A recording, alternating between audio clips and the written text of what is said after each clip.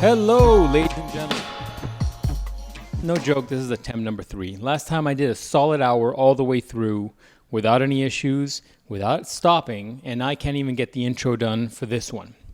For those of you that have not listened to last week's episode, I highly suggest that you go back and listen to it, write down notes. I will not be covering that material again in this episode. It's just far too much information. Last week was an hour. I'm trying to condense this down to less than that. I will likely not be successful, but I will try. With that said, today we'll be talking about mostly dieting. We talked about why I prefer flexible dieting on last week's episode. Not that it's the best, not that it doesn't have its own negative downsides, which are basically having to track calories. I hope today to give you a little bit of workaround on those things, but ultimately there's no way around it at a certain level. Hopefully you guys have last week's podcast in the back pocket or have listened to it again. That way you understand a lot of those concepts.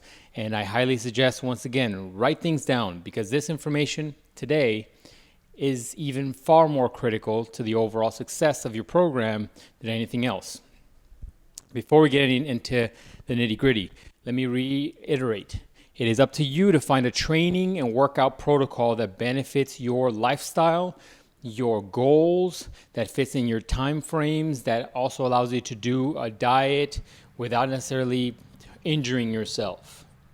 Look for something with a good pace to it. What I mean by that is a good structure that people like, that people understand, that you can get into.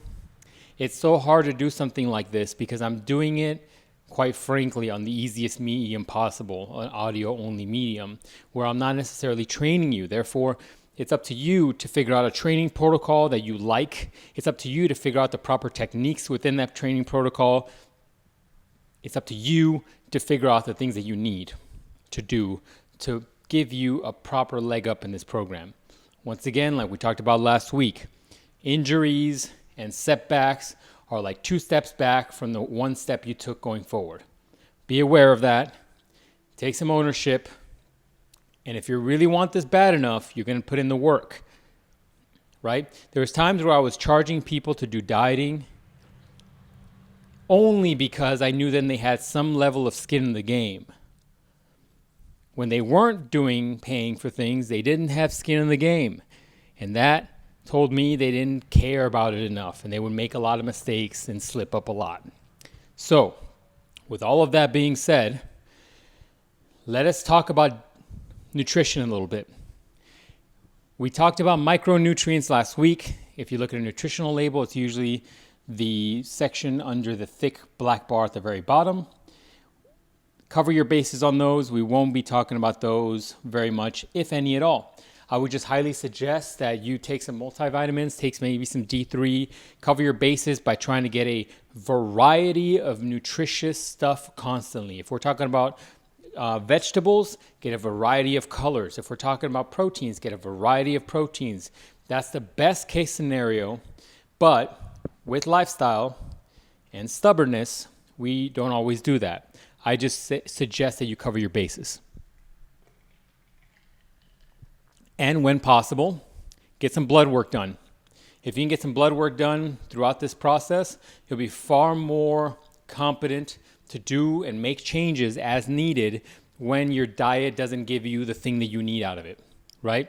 If you're one of these folks that's going to be consistent, eating the same thing over and over and over, and can do it without getting tired, then be aware of that, but also consider maybe getting some blood work done. Fit it in around the time of your annual checkup if you have those, because then you can get a good idea of where your blood is and put in what you need that you're not getting, that you're low and deficient on.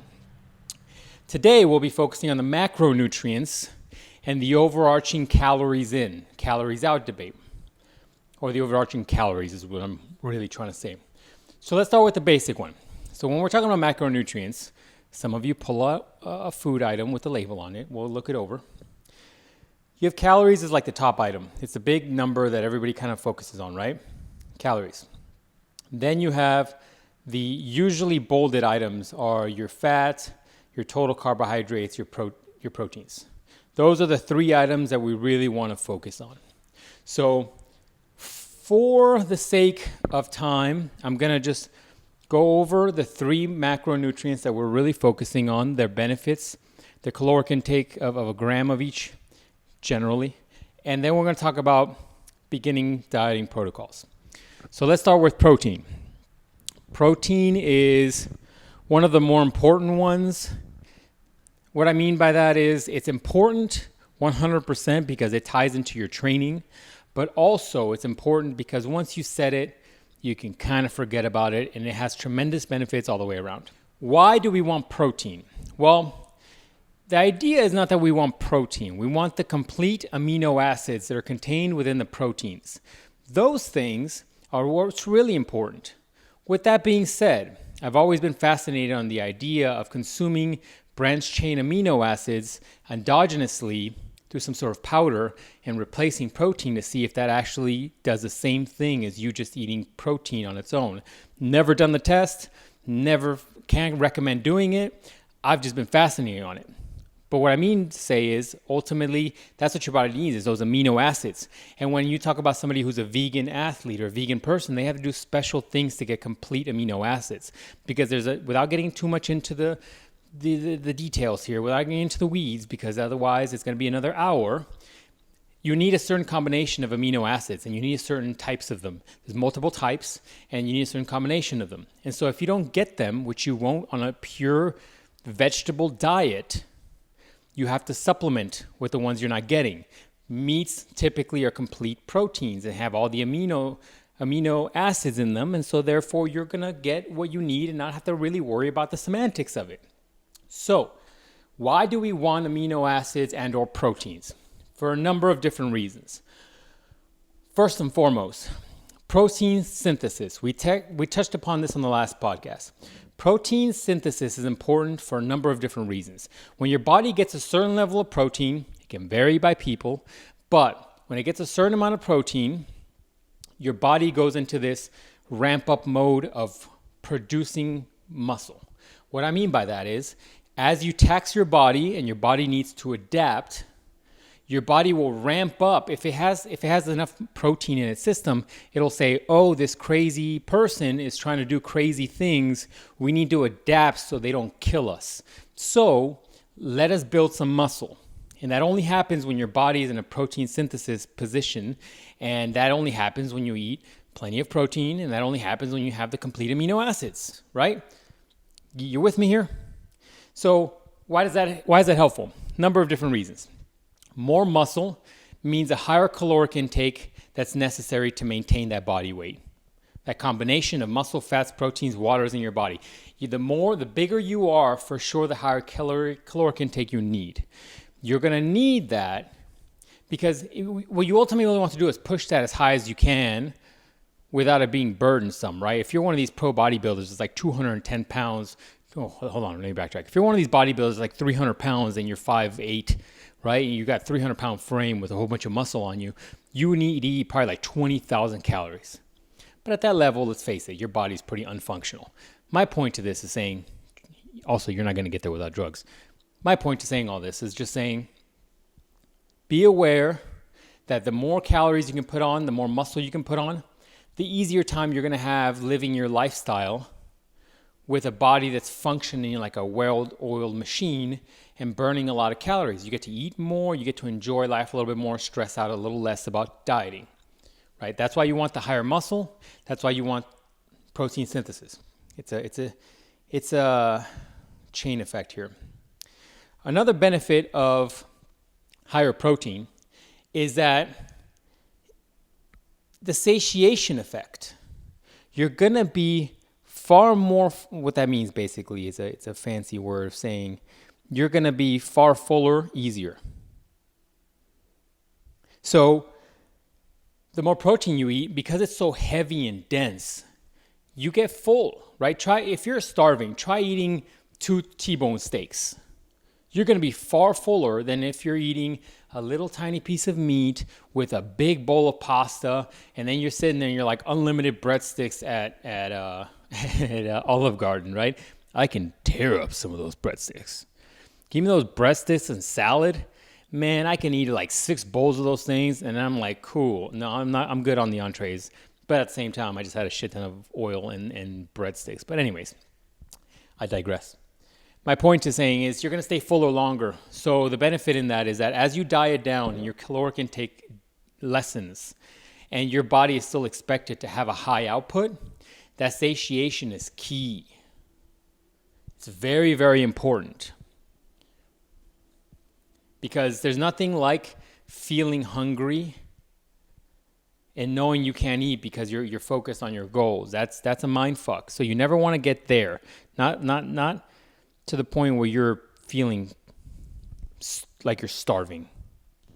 And the final kind of important one I want to touch base on is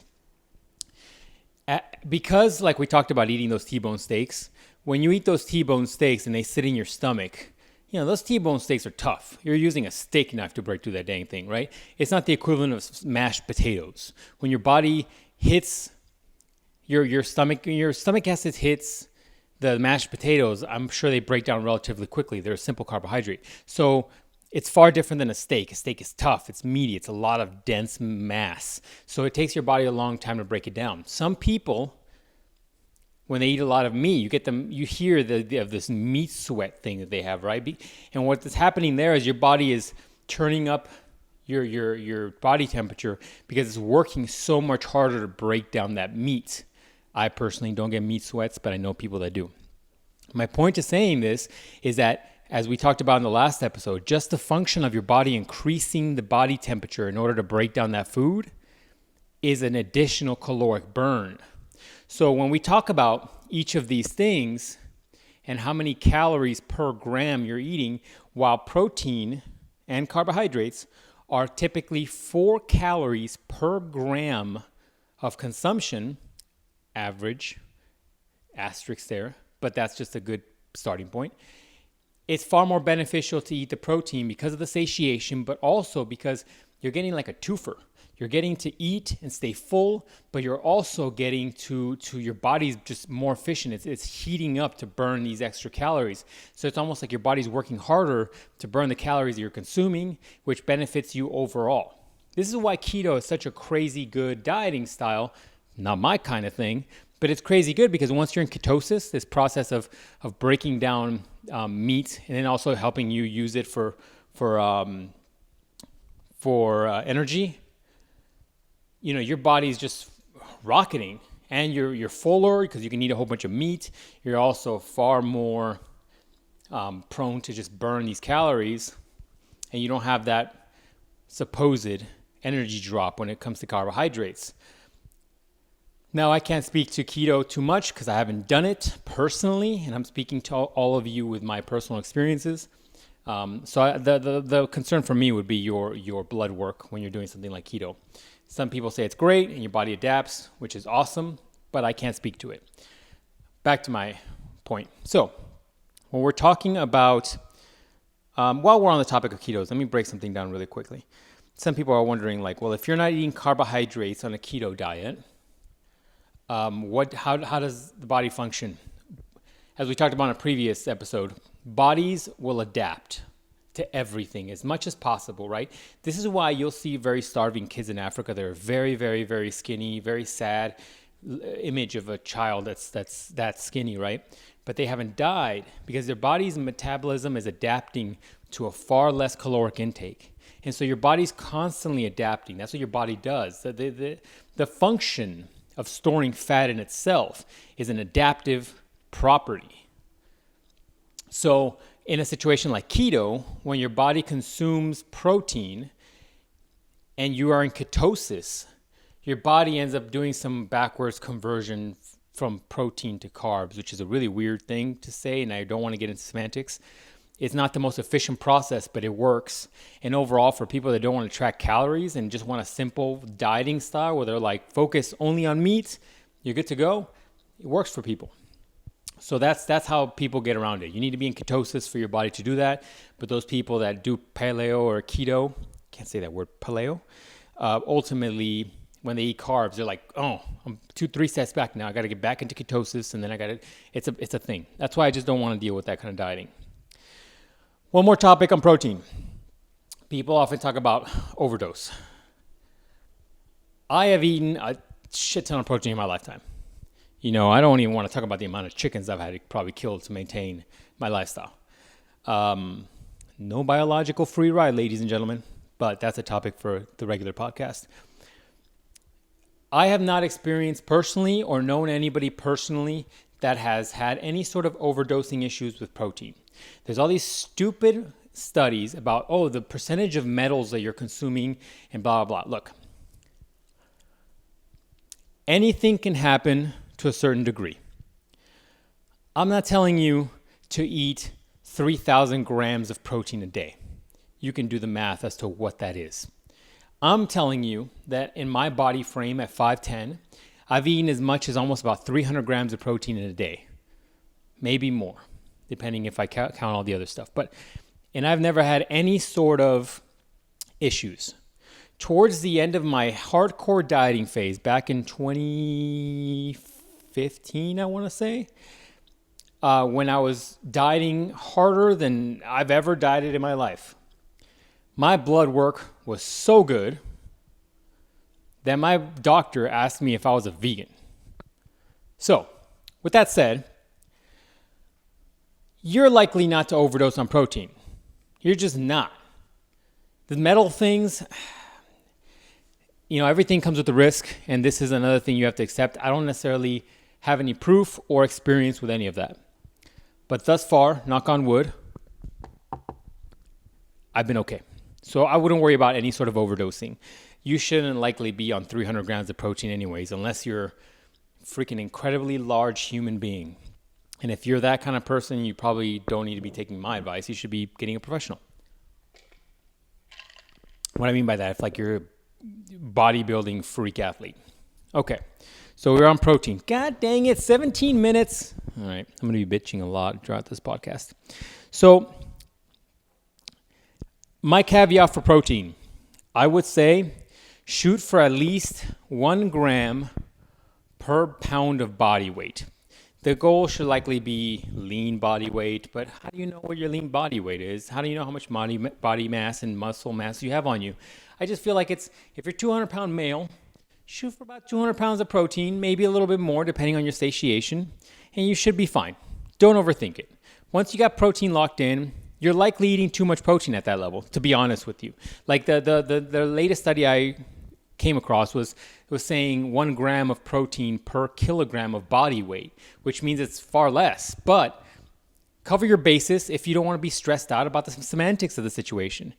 1 gram per protein, you're good to go. Ladies, you likely need a little less. Okay, if you're 115-pound women, you likely don't need 115 pounds of protein per day. But I will say, to be safe, and depending on how hungry you are at the end of the day, manipulate this higher or lower depending on how hard it is for you to get the calories in or how satiated you feel at the end of the day. If you're hungry all the time, increase your protein. It'll keep you fuller. Another tip for you guys on protein. As you manipulate your protein, if you diet, the longer you diet, the more restrictive you get with your calories. I highly suggest switching from powders to physical protein, meat, because it's going to be more satiating. When we talk about satiation, that only comes from eating protein, not drinking it via shakes and smoothies. I can drink a smoothie that has 75 grams of protein, and I can still snack on things right after. Be aware of that. Next topic, fats. Fats is a little different. Fats is a little bit more dense calorically. For every 1 gram of fat, you're looking at about 9 calories on average. So be aware that it is more dense. And so that's the thing to think about. That's why this is a math game.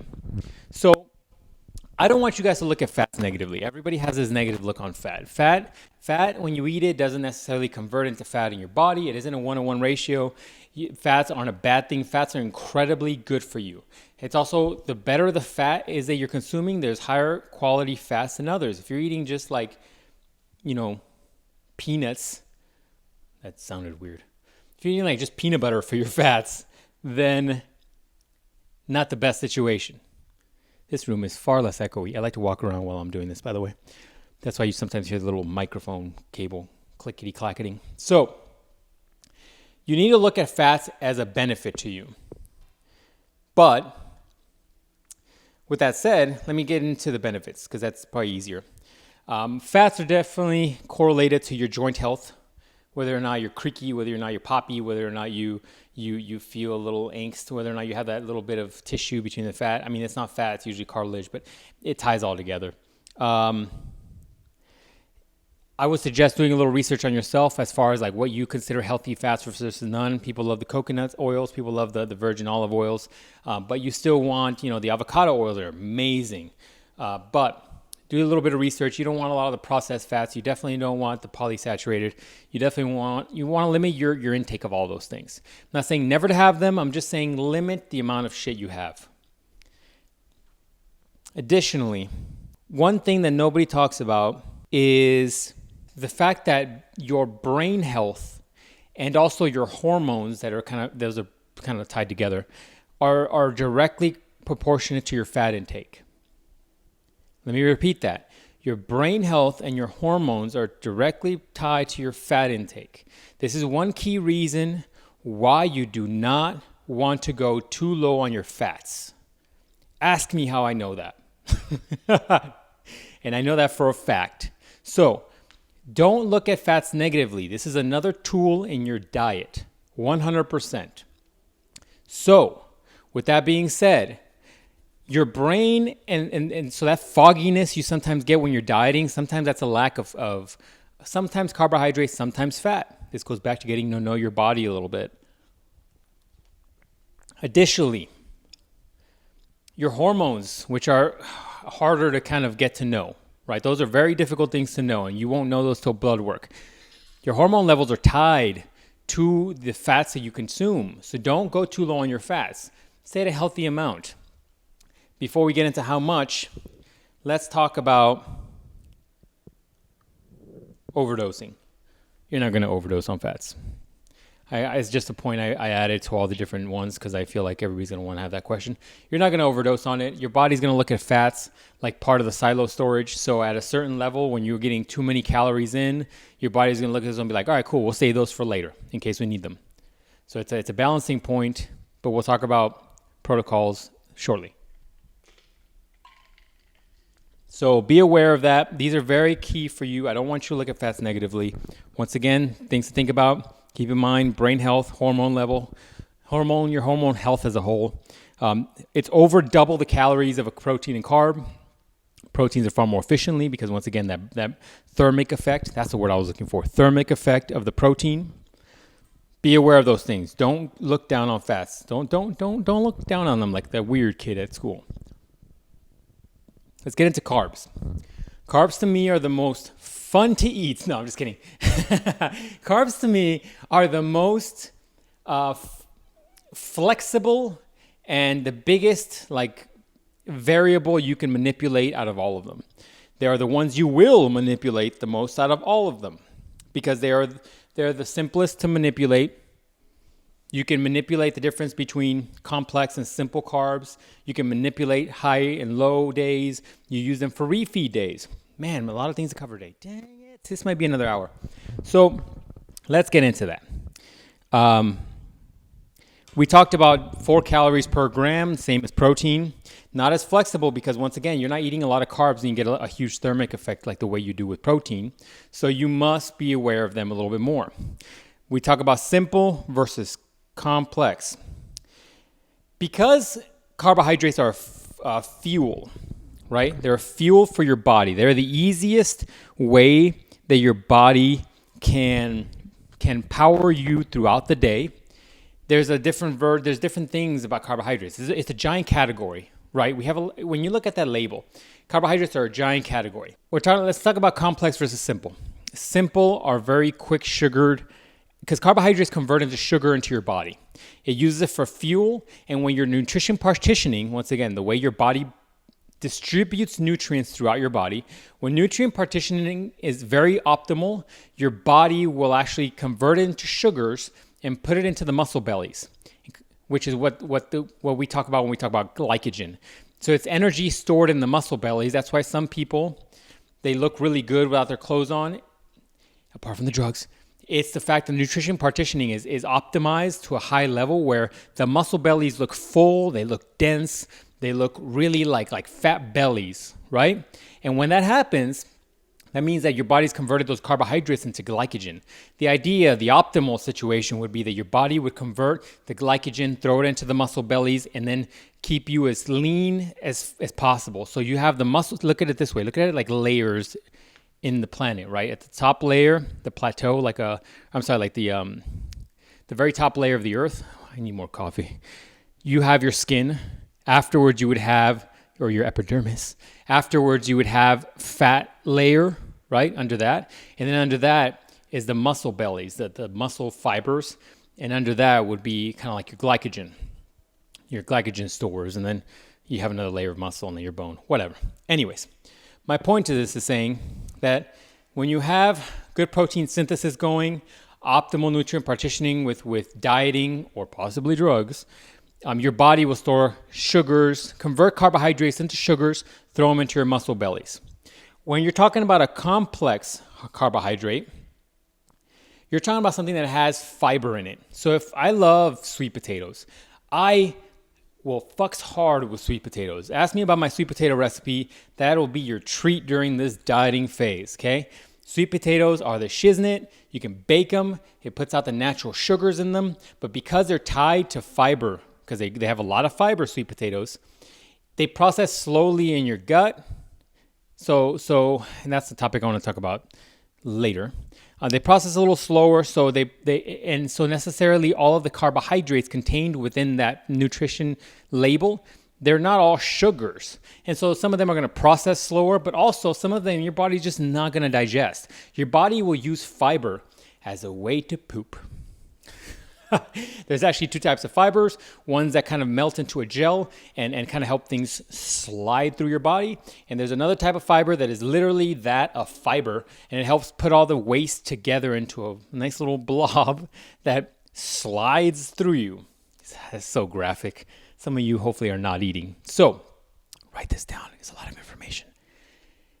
So as your body will convert that fiber, it's not necessarily something that I would say affects your body as much because it is a fibrous carbohydrate.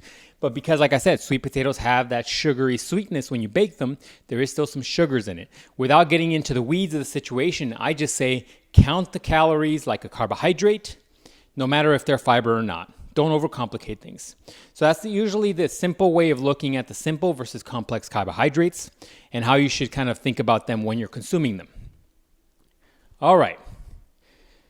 I don't want to get too much into that because you guys are gonna get a little crazy with it. We talked about glycogen storage. We talked about sugars. We talked about fiber. Ultimately, can you overdose on carbs? Heck no. Otherwise, in my youth, your boy would have done it. Carbohydrates makes a boy strong. So I'm getting hungry right now. So how much? Carbohydrates are the fun one. Carbohydrates are one of those that I would say you start off high with because those are the things you chop down the first. As we start talking about dieting down your caloric intake, your carbohydrates are the easy one to cut. Because as you cut less and less, your body's like, whoa, he's still doing the same activity. Let's tap in a little bit into the stores, but also keep using these efficiently. So once again, carbohydrates, the most versatile tool in dieting, the most manipulatable. Is that a word? Look it up. And also one of the tastiest. I would highly suggest that listening to your body when it comes to carbohydrates, because let's talk about some of the downsides. Quick 2 cents. Because you're on a high protein diet, if you're eating a lot of meat-based protein, you're going to have to poop. It's just the name of the game. I know we talked a lot about poop today. It's just a little bit more. Go with me here. Because you need to poop, you're going to need fiber.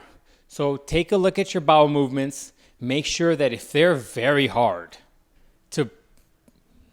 Oh, that was kind of a innuendo there, huh? If it's hard to pass a movement, how about that? We'll keep it PG.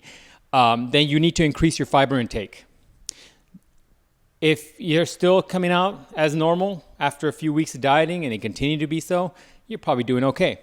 Once again, biological diversity and your genetics themselves will dictate also how much fiber you will need. Some people don't need a lot of fiber. Some people need a lot of fiber. Once again, your nutrition, your diet, your genetics. This is also another reason why I highly suggest you guys look into apps. I used MyFitnessPal for many, many, many years in the past. I don't do the apps as much anymore, but that we'll talk about that for a different time. But these things will just help you track things. Once you weigh things, once you scan things, it'll track all those macronutrients and you'll have a very good idea as to where you are. I don't necessarily trust them when it comes to the caloric suggestions or what you should be doing, but they're great trackers. So we've gotten the basics, right? Now we know why those things are important. Now we know what those things do. We're now looking at carbs, 4 calories, proteins, 4 calories, fat, 4 calories. We've gotten into the basic items when it comes to dieting. So let's talk about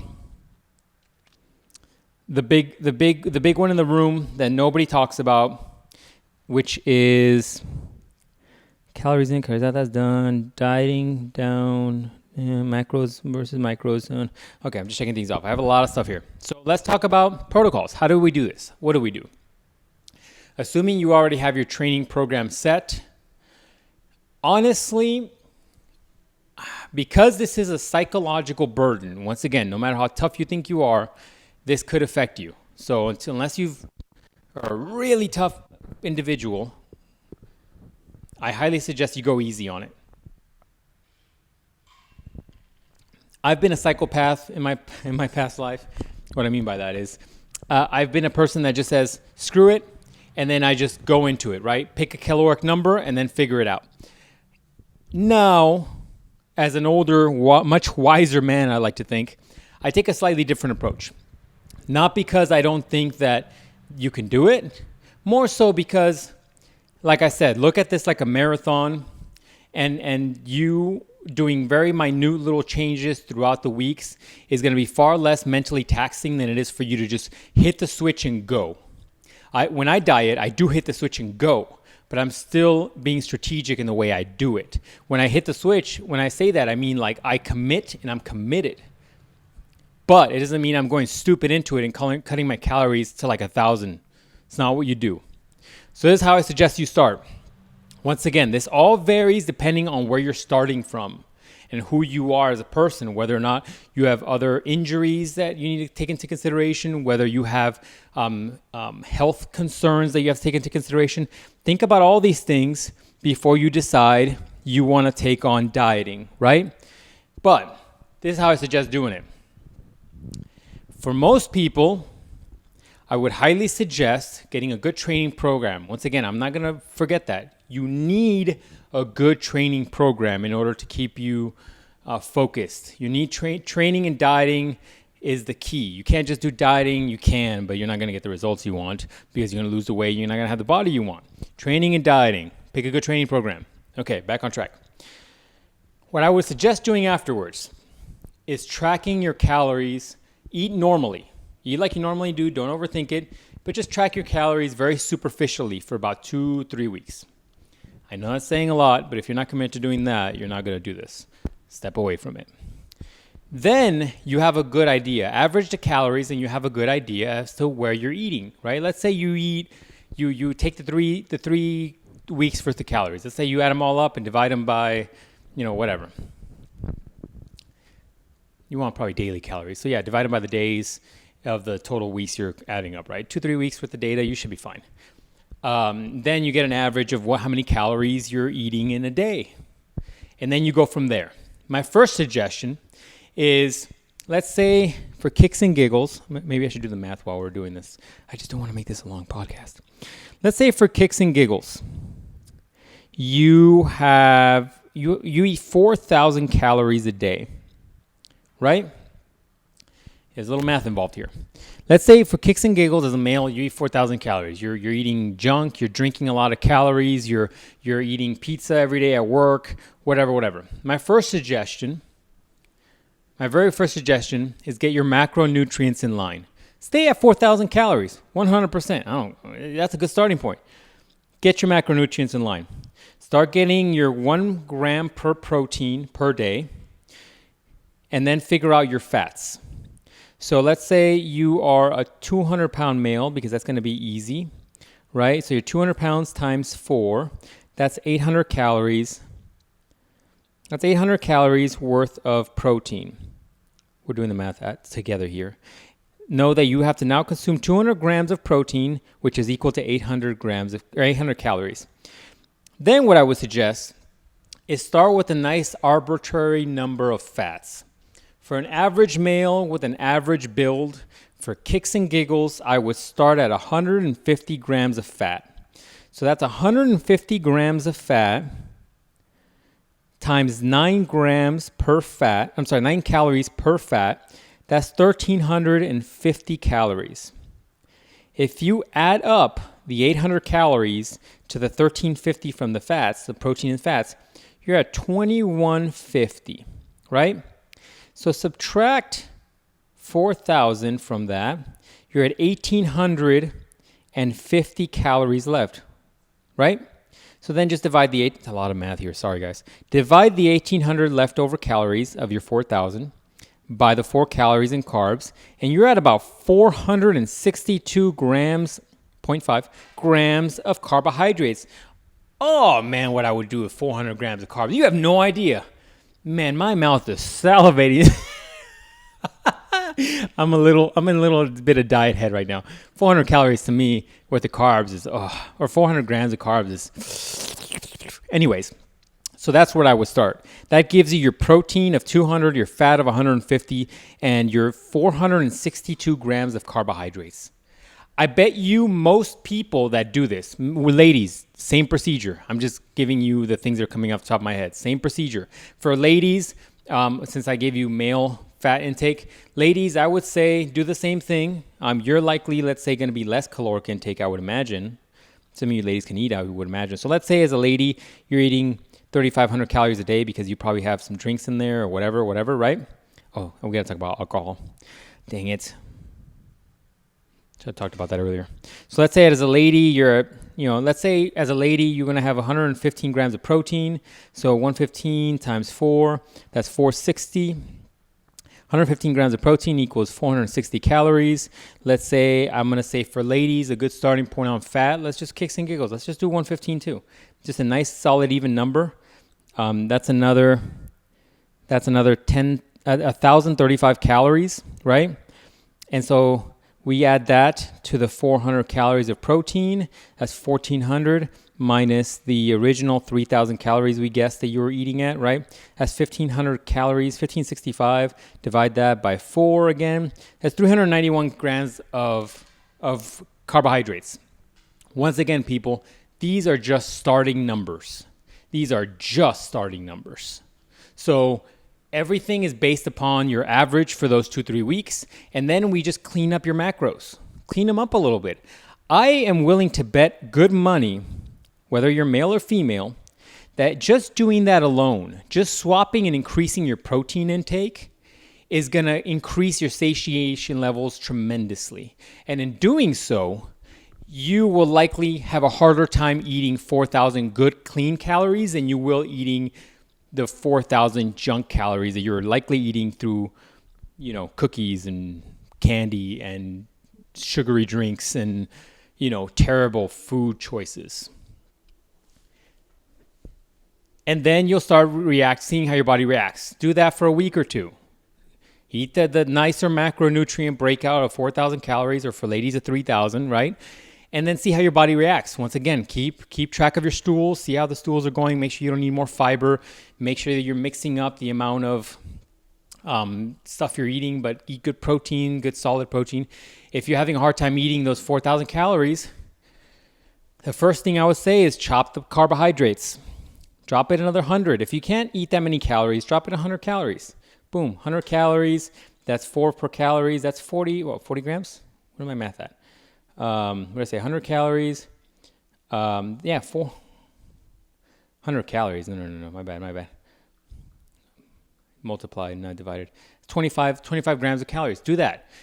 first and foremost, you got to maintain that diet, right? Maintain that. And automatically with a good training protocol and some consistency in that protein and that diet intake, your body will slowly start making changes solely because of that protein synthesis and because you're choosing to make better options.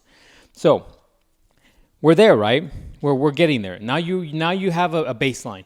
You started and you're working out, you're doing your thing. This is definitely weigh in and take pictures before you do any of this. Now you have your starting line. So what I would say is that every you can be real crazy and weigh in every single day consistently at the same time, or you can do it on a weekly basis. The more data, the better usually, because you can start seeing a trend if you graph it. But if you choose to just do it on a weekly basis, you're just going to see higher fluctuations in that graph. You'll still see a trend, but it's going to be harder to see. But once again, you got to trade off between your ability to take that stress of the diet and the numbers versus like you getting a more consistent view of that graph. And that's what I would say, do for a little bit until you start seeing a legit stagnation of your weight loss. Once again, keeping everything consistent, making sure you're drinking a good amount of water, making sure that you're sleeping as much as you can, keep all that consistent, and then you're good to go. Then you start manipulating the carbohydrates. Because as you noticed, we have a lot of carbohydrates. A male with 462 grams of carbs, or a female, I think I said it was around the same thing with a female, right? That's a lot of carbs. That's a lot of carbs. And so what I would say is, as you progress, once again, this is a long, lengthy process. So be aware, this isn't a weekend. I don't want you to shoot down all your calories. Remember why having fats and having carbohydrates is good for you.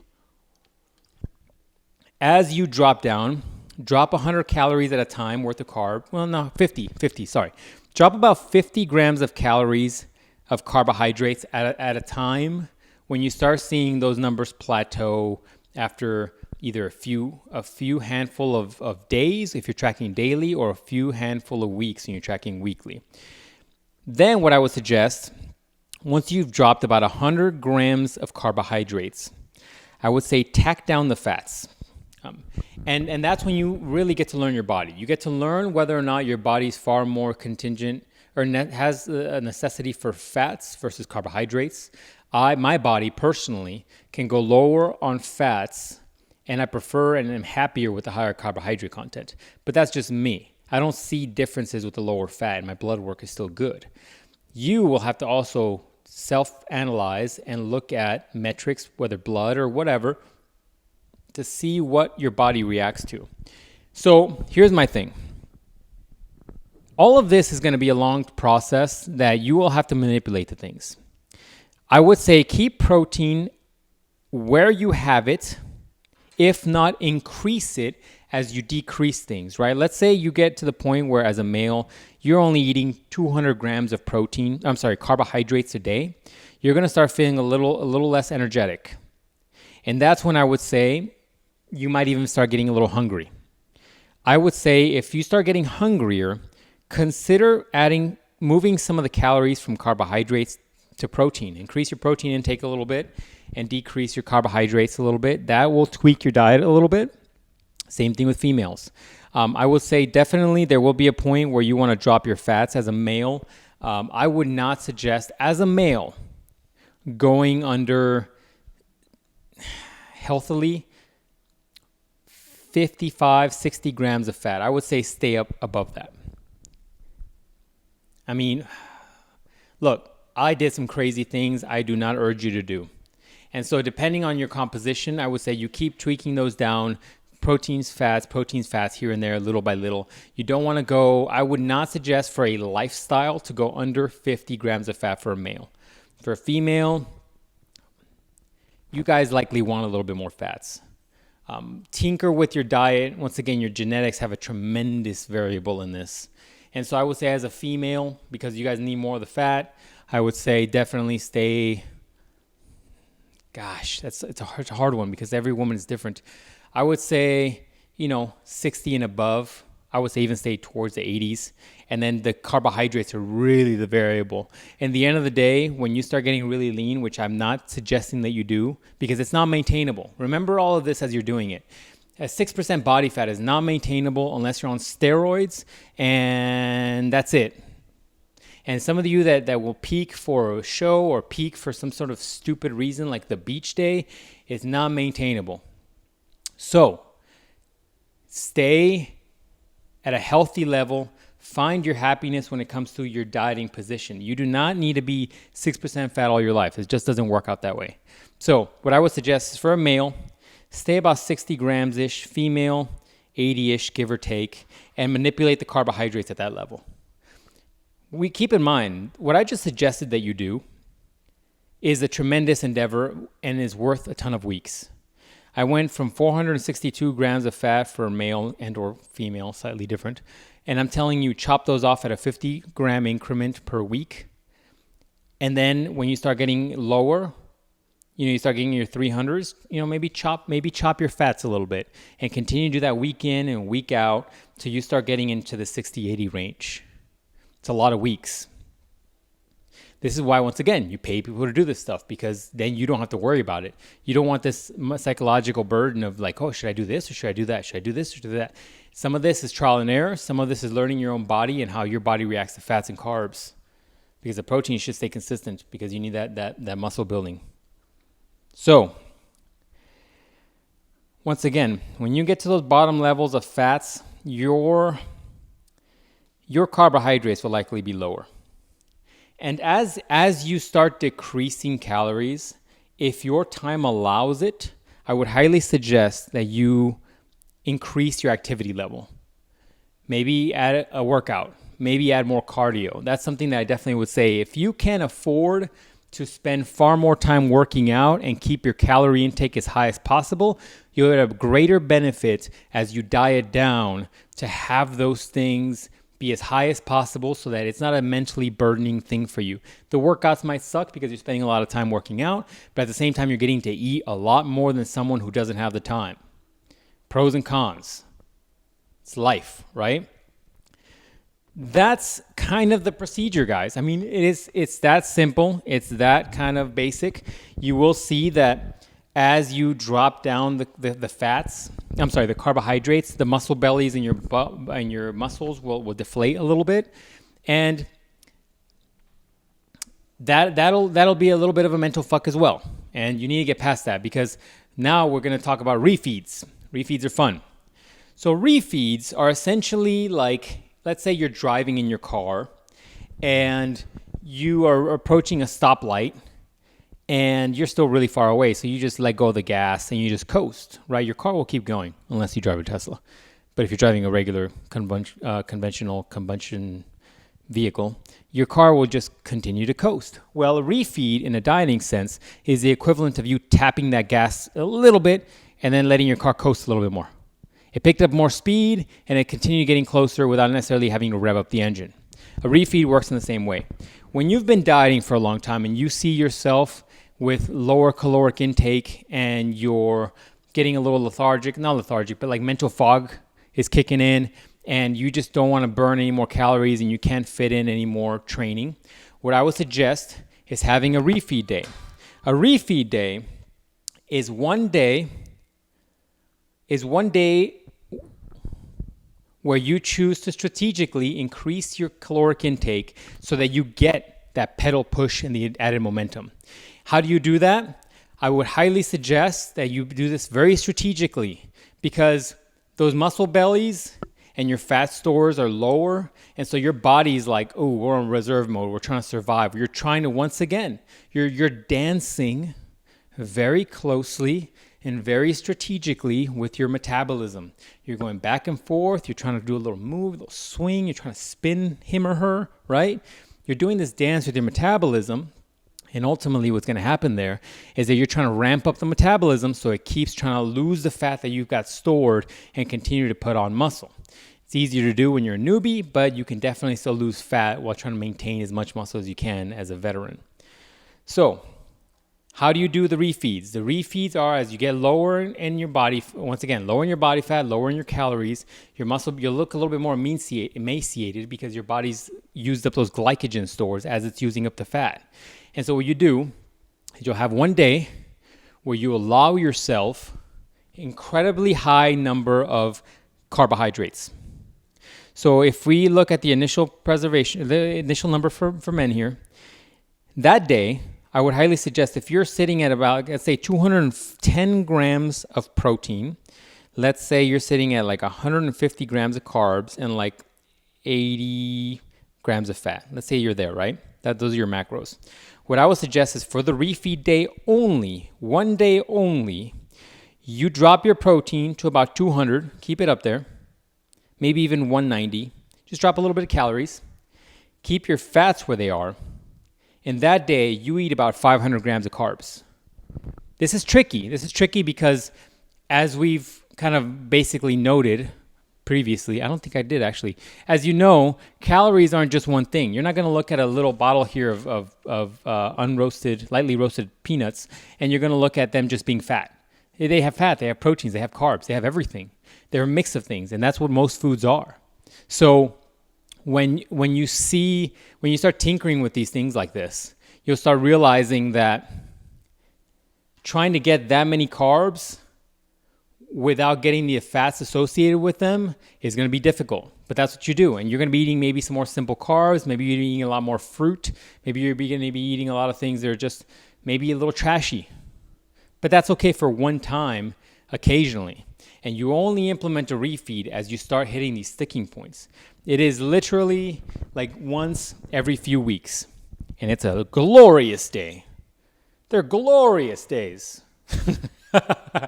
They're glorious days because that's when you need it. Your body's drained, you're exhausted. And man, those refeed days are incredible. The Rock has some incredible cheat days, as he likes to call them.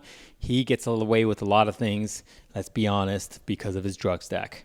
But you, a normal mere human that don't have his sheer size and likely his work ethic, not because I don't think you work hard, more so because he's constantly doing shit. He gets up extremely early to work out, and then he does a full day of work and stuff, and so when we talked about before, your brain using up calories, he's using probably a tremendous amount of calories. So in addition to his tremendous size and drug stack probably, he also has a tremendous lifestyle. But anyways, I digress.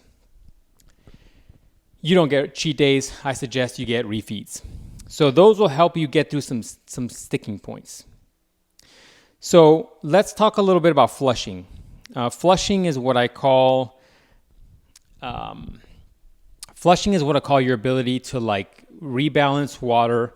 And there are some people, and I feel like also with age, this is a bigger factor. Your body tends to balance water out overnight. You'll get up, you'll pee, you'll balance out. You go to the bathroom, you're likely the lightest you're going to weigh all day. The problem with that is that some people, as you get older or maybe you get really bad sleep, your body doesn't want to lose weight at a consistent level. It's not a downhill slope. It's a up and down and up and down and up and down. And some people flush. And what I mean is that as they'll be stuck and then boom, 3 pounds off. They'll be stuck and then boom, 2 pounds off. They'll be stuck and then boom, 5 pounds down. Some people flush. Once again, that's genetics. That is your ability to sleep and be consistent with your training, your salt and potassium intake, your water intake, your ability to get enough sleep so that you rebalance overnight. I can tell you from personal experience, which is what all these last couple hours of podcasts have been, as I get crappier sleep during my work week because of my crazy work schedule, I have terrible fluctuations in my weight.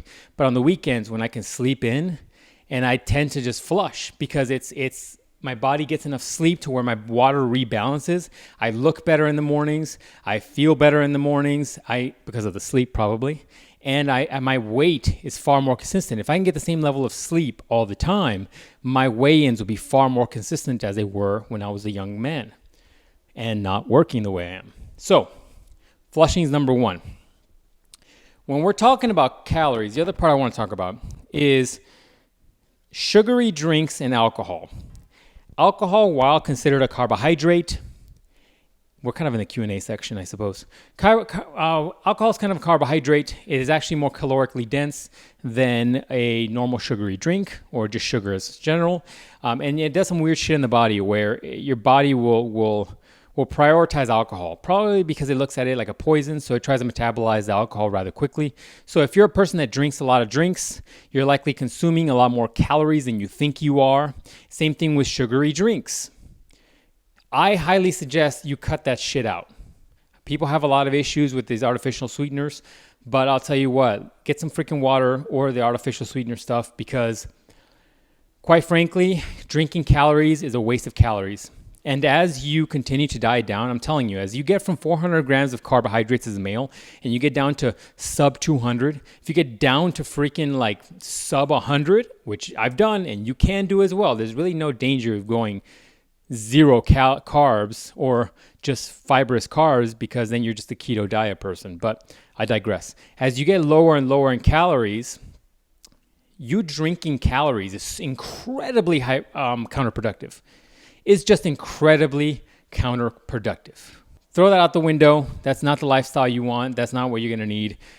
This is another reason why these pretend natural bodybuilders and have these party lifestyles are definitely on drugs, because it's the only way they could drink as much as they do, train how they do, sleep how they do, and still have 3% body fat year round. Get the hell out of here.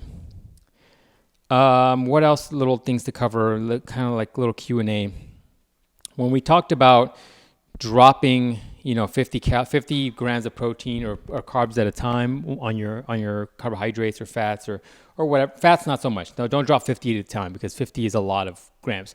What you should technically be doing is, if you're at 4,000 calories, drop about 100 calories and then do the math as far as how many grams of carbs that is, and it'll give you the new parameters for your diet. You likely want to look at it calorically versus grams, because grams tends to multiply to such a high number.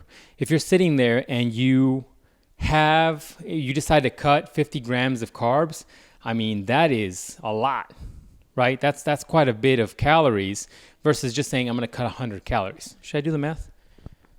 I'm petering out, guys. I'm petering out, ladies and gentlemen. I need more coffee. I've had way too much coffee today. I mean, if we're talking about 100 calories, that's only 25 grams of carbs, right? You're dropping 25 at a time, versus if you decide you're going to drop 50, that's 200 calories you're dropping at a time. That's probably not pertinent. And there's another reason why I said this needs to be a marathon, not a race, especially if you're one of these people that has, how do I say this politically correct? If you're a very large individual with a very big body fat percentage, you likely want to go slower for, once again, the skin recomposition. Men versus women, some differences is that the menstrual kind of up and down you ladies get, that's going to be a thing. Don't let that mentally drain you. It is what it is. You will come back after your menstrual cycle is over. You will find that you will rebalance again with both your heart, your water levels and your water retention and all that, and then you'll get back to square. So don't stress out about it. It's the nature of the beast. So that's a nice little stopping point. Another freaking hour, Jesus. While I do feel like I ran through the protocol of dieting relatively quickly and gave you not the best, like, do this if that or this if that. It's very individualized depending on how your body reacts to protein and fats. I'll give you an example for myself. I will likely, when I start dieting in the next few months, weeks, whatever, haven't decided yet, I will take the average of my calories, break down the proteins, fats, carbs, as we talked about before. My protein has been fairly consistent now, so it will be probably very similar. And then I'll tweak down the carbs as I tweak my activity up or down, right? I'll do refeeds as needed, and I'll try to keep the fats moderate. And that's it's just kind of the trick to it. You got to play this teeter-totter or maybe this wave on a surfboard kind of game. You have to tweak the more important ones. Carbohydrates are the biggest, most flexible one. Drop your fats at some point, never go too low. Keep your protein high for satiation and your protein synthesis, but also your protein stays fairly consistent within, I would say, 20 grams of each other. And if it gets to the point where your fats are really low, too low, you're breaking my rules here. Your carbohydrates are very low, if not nearly low. Like if you're sub 100 and you're just not happy, and your fats are really low, which I won't say a number because I don't want you to go too low. And once again, when I say don't go too low, don't ever go lower than 35 grams of fat ever in your life, period. Not worth the repercussions. Trust me. So when let's say you are less than what I recommend, which I don't recommend you go under that 60, 80-ish, then you could drop down your protein a little bit if you don't have the time to work out anymore. With that being said, I would hope that by that level, with the use of refeeds, you're getting close to your body weight. Realize that you might not have the body under the fat that you want. So once you get the body lean enough, then you can recomposition out and put on that muscle mass that you want. Let me reiterate that. You might not have the body that you want, so you likely will have to recomp the body and then put on some muscle mass with a different parameter. We can get into that if you guys want or request it. I'm not going to talk about that today. But the single-handedly more important part to talk about today after you've mastered all of this is recomposition. Recomposition is incredibly important. What does that mean?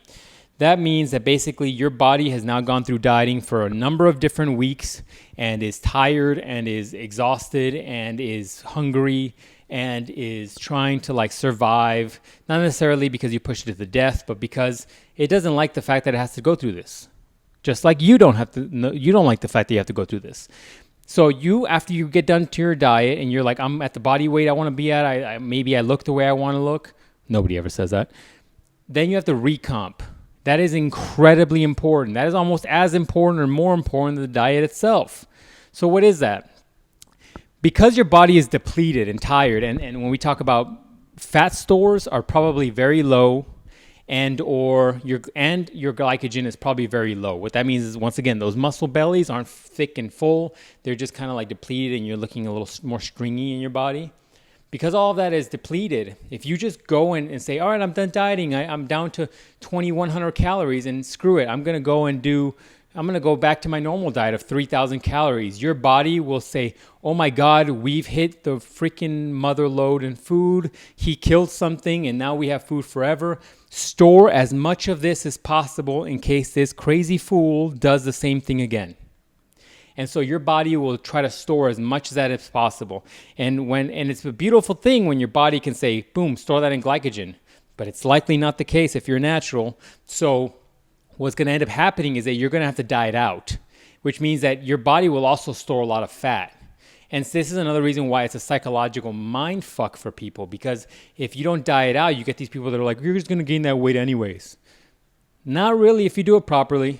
You're going to gain some weight back for sure. You're not going to stay thin and vascular and your skin's going to be super thin and onto the muscle bellies. You're not going to stay like that forever. That's just not the way the humans are built.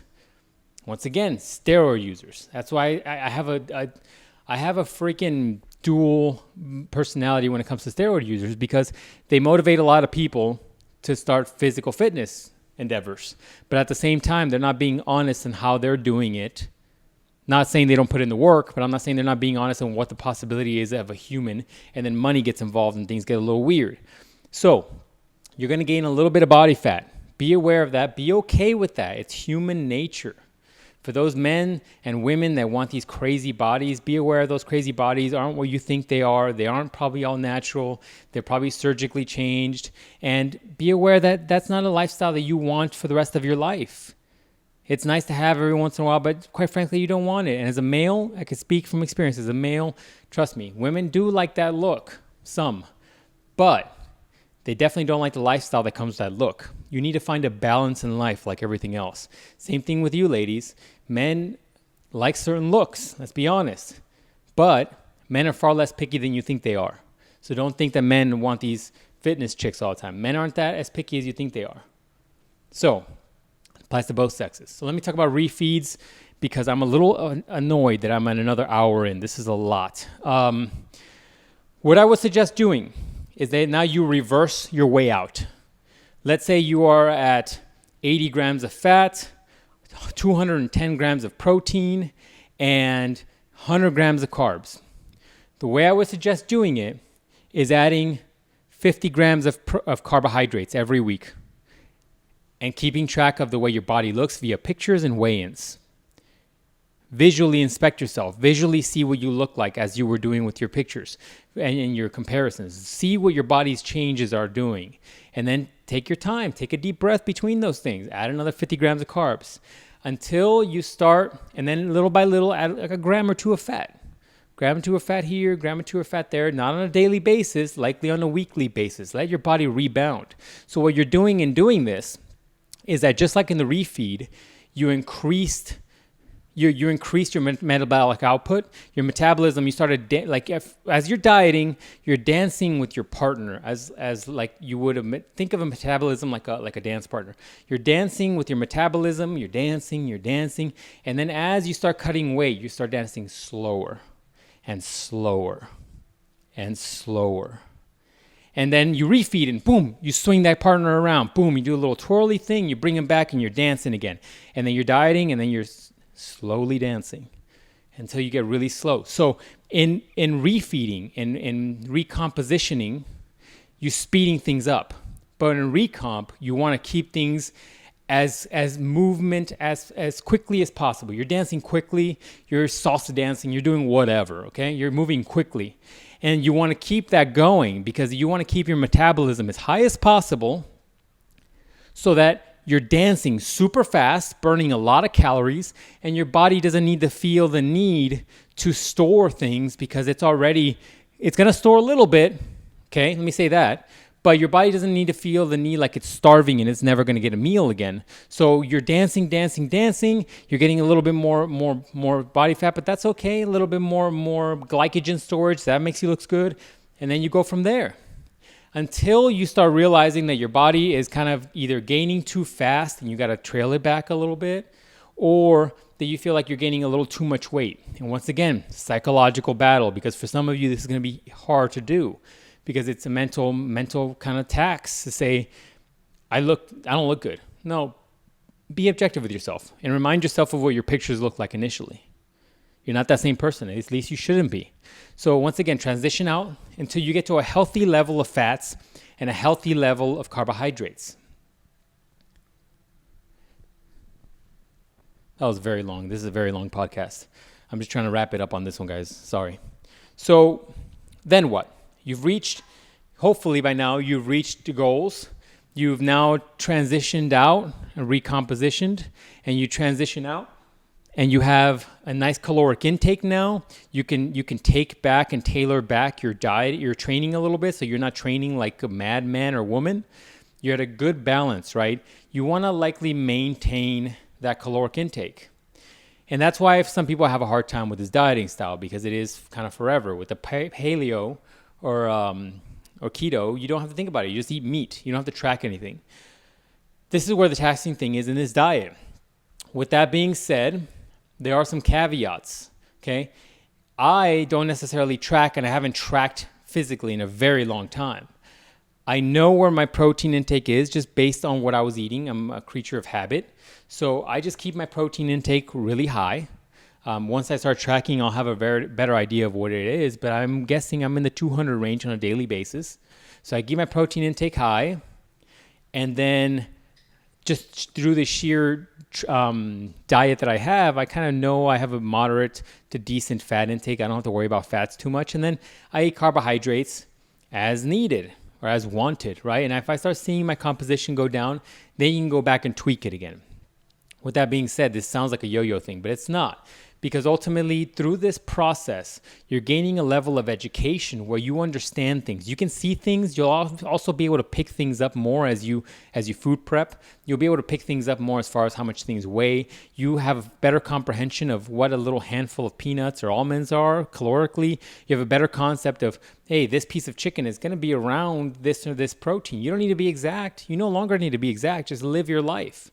And the benefit of this is that once you've mastered something like this, you can go in and diet, quote unquote diet, right? For 2-3 weeks, maybe a month, be a little bit more regimented. Don't go psycho into it. Go back into your go back into counting the initial calories you're eating on a regular basis. Make sure your macros are on point. Do a couple weeks worth of dieting. Drop the few pounds that you feel like you gained, and then go back to recomp and back to normal.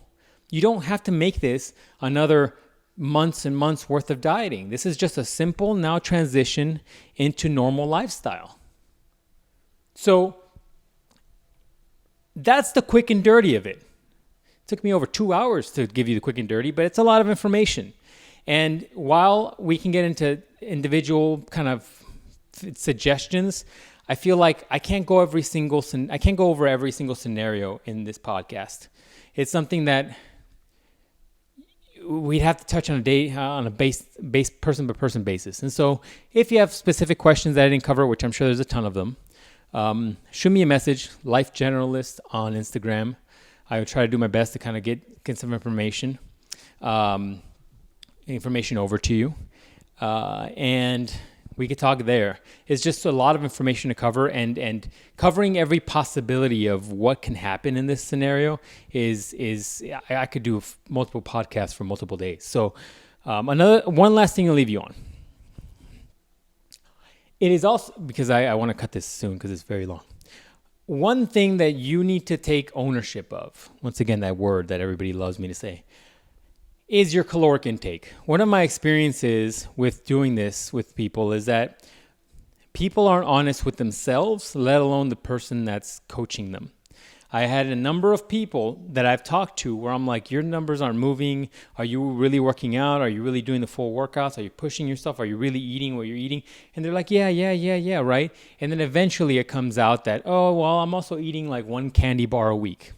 Well, if you look at whatever candy bar you want to look at, there are a couple hundred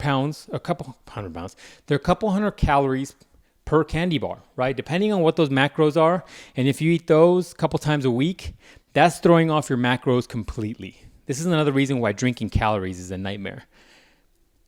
Be aware and acknowledge everything that you're putting through your grill, because it is a big factor. If you're choosing to consume more calories and not tracking them, it's going to throw everything off and you're wasting your own time. And it's weird because I've known people to lie to themselves. It gets pretty weird. So be aware of that so that you can make changes as needed and do what you need to do for yourself, because otherwise you're just adding more time and cheating yourself and adding more personal angst and misery and all these negative emotions that come from being disappointed in yourself and hating the situation and hating the time you've lost, blah, blah, blah. Humans are very good at that. Don't do that to yourself. Be honest with yourself. Do the right things for yourself and make the right choices and track the things you need to track. This is why I tell you in the beginning of last week's podcast, be aware of why you're doing this. Have your why and take ownership of the situation, because it is a big commitment. So, wow, that's it. If you have questions, reach out to me. If you have suggestions or hey, you didn't cover this or whatever, let me know. I'll bundle them together and I'll make a follow-up podcast. I don't want to do more than 3 of these. So I think the third will be the final kind of touch base. And then after that, we'll go from there. But that's it, ladies and gentlemen. Once again, like I tell you guys, I don't do this for profit. I don't do this for anything else. I just suggest that, you might know somebody who needs or wants this. So reach out, let me know, share this with people. And I appreciate you, ladies and gentlemen, listening. We'll talk next time.